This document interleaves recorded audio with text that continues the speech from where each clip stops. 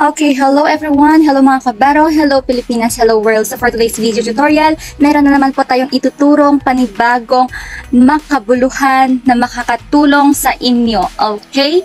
Ayan, kayo po ba excited na? At ito nga po ang ating ituturo sa araw na ito kung paano po tayo mag-upload ng ating mga documents sa ating mismo account. Okay, so lahat ng mga aspiring seafarers, ito po ay kailangan ninyo na malaman at matutunan para hindi po kayo mahirapan. Okay, so first na ating gagawin mga madam and mga boss, mga kabaro, ito po, dapat meron tayong device and meron tayong internet connection. Okay, so take note, dapat meron tayong mismo account. So kung wala ka pang mismo account, please visit my YouTube channel.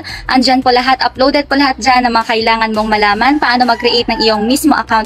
Ayan, pasensya po sa mga maririnig nating mga background, tilaok ng manok, mga aso, or kung ano-ano man. Okay, huwag nyo na po yan intindihin. So let's start this video and I hope na marami tayong matutunan. And please don't skip this video para sa ganon, marami na naman tayong kaalaman na ma-share sa bawat isa. Okay, so kung bago ka pa lamang po sa ating YouTube channel, please don't forget to hit the subscribe button, then pakipalo-palo at sampasampalin mo na po yung ating notification bell below para sa ganon updated po tayo sa mga susunod nating video tutorial na ating i-upload. And kung meron ka pa pong katanungan, please don't forget also to comment down below, okay? And also mag-share din po tayo ng ating mga ideas na alam nating makakatulong sa mga ibang aspiring seafarers at ating mga kabaro para sa ganon din na po sila mahirapan.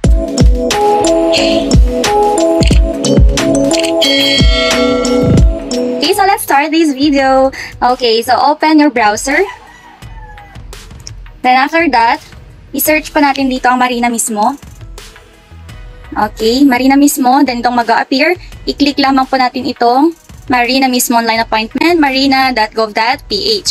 So, as you can see sa ating screen mga madam and sir, no? Ayan, kung wala ka pa pong mismo account, click mo po ang sign up.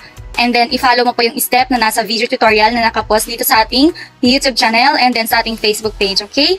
Please paki-like na rin po itong mga video tutorial natin na makakatulong din po sa akin, okay? Maraming salamat! Then, after that, back na tayo dito, no? Click na po natin yung sign in since meron tayong account dito sa mismo.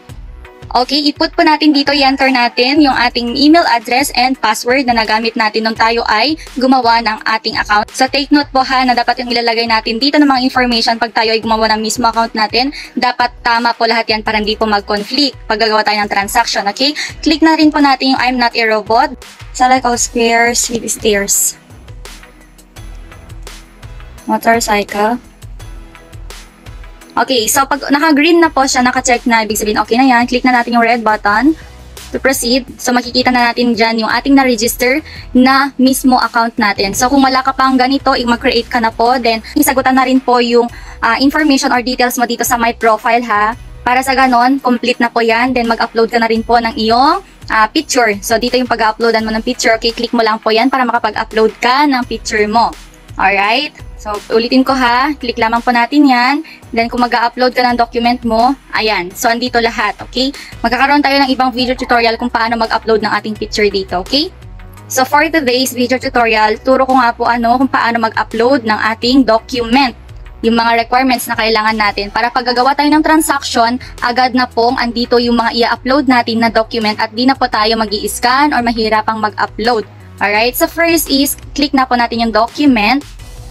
Then after that, scroll up po natin, click na po natin tong upload document. So as you can see, marami ditong uploaded na document dahil nakapag-upload na nga po ako noon ng mga documents niya. So, i-click po natin yung upload document.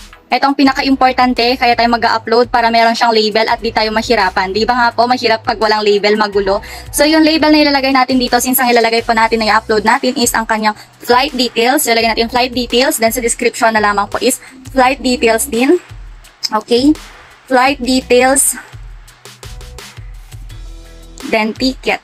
Lagyan na natin yun. Then after that, click na po natin yung attach file.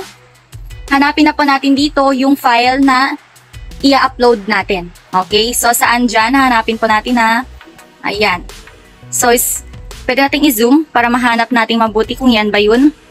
Electronic ticket receipt. So, ayan nga po. Ayan na ngayon. Click done.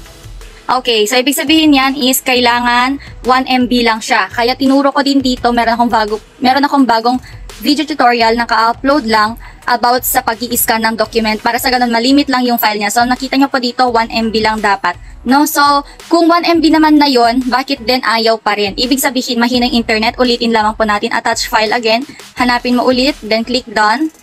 Ayan, ayaw pa rin. Ayan sa internet yan, ulitin lang po natin. Ayaw pa rin. Sige, ulit-ulitin lamang po natin, no? Ayan, kasi minsan sa internet connection po yan. Okay. Okay, so kapag ganyan na po yung nag-appear, may nakalagay na view attach file, ibig sabihin okay na po yan. So i-click naman na po natin itong view attach file. Okay, wait po natin yan. And then ito na nga po, no, tama. Tama lang yung na-i-upload natin. So hindi pa in-upload ha, yung na-attach natin. So kung tama nga po yung na-upload natin na document, na-attach natin na file, i-click na po natin yung save. Alright, so pag i-check po natin yan, nasa pinaka-baba po yan. Okay, so ayun na nga po, no, flight details. Okay, then next, meron pa ulit tayong i-upload. Okay, upload tayo ulit. Ang i-upload naman na po natin ngayon is yung letter request. Letter request. Okay, yun na lamang po ang ilagay natin na label niya. So, kung for example, certificate yun, ilagay mo sa label niya, certificate. Anong klaseng certificate yun? Kunwari, BT certificate, SDSD certificate, mga ganun ba? Or di kaya passport, kasi mag-upload ka din dito ng passport, SID mo, 2x2 picture, ayan, i-post mo na pa lahat dito para sa ganun complete ka na, okay? NBI clearance, TOR, ayan. I-upload mo na lahat dito yung mga document mo. Alright? So, sa description niya, ilagay na lamang din po natin ang letter request for expedite. Kasi gagawa din ako ng video tutorial kung paano tayo magpapa-expedite ng ating COP. Expedite. Okay, so after nyan, click na po natin yung attach file. Hanapin na po natin yung letter request. Kapag naka-check na, i-zoom in po natin para sa ganon, makita natin kung tama po ba yun. Okay, request for expedite processing. Alright, double check po natin. Okay, so click done. Okay, so ibig sabihin main na lang yung internet siya na ulit-ulitin lang po natin. Ayan, hanggat walang lumalabas na yung light blue, ibig sabihin wala pa. Hindi pa siya ma-upload. Okay, ayun. So pag meron ng view attach file, ibig sabihin okay na siya. Uploaded na. So i-view natin yung in-attach natin na file if tama ba siya. Para hindi magkaroon ng problema. Okay, request for, ayan, tama na to. Request for expedite. Kapag okay na po yan, letter request, lagyan din natin dito ng for expedite. Expedite. Okay, so click na po natin yung save. Diba? Ang bilis lamang po. So, ganun lang po siya kadali kung paano tayo mag-upload, okay? Kasi itong mga ito, kakailanganin po natin itong mga in-upload natin na document once tayo po ay magpapa-COP. Ibig sabihin, mag-online appointment tayo. Pag gagawa tayo ng appointment, i-click po natin itong select transaction. Okay? Then, hanapin na po natin yung papa-COP natin. So, ayan na nga po. Kakailanganin na nga po natin yan yung ating mga in-upload na document para hindi na po tayo mahirapan. Okay? Kasi kapag hindi po tayo mag-upload ng document, ang mag-a-appear lamang po kasi dyan na label niya is ganito po. So, tingnan niyo po itong mga to ha. May nakalagay dyan na ICV, Yellow Fever Vaccine, NBI Certificate, C-Service, Performance Evaluation, or yung ating C-Service. Ayan, kasi uploaded siya lahat. Pero kung hindi natin lalagyan yan ng label at hindi natin i-upload yan, nagagawin itong ginagawa natin ngayon, yung tinuturo ko, mahihirapan tayo pag tayo ay gumawa ng online appointment. Kasi ang nakalagay lang po sa label niya is upload.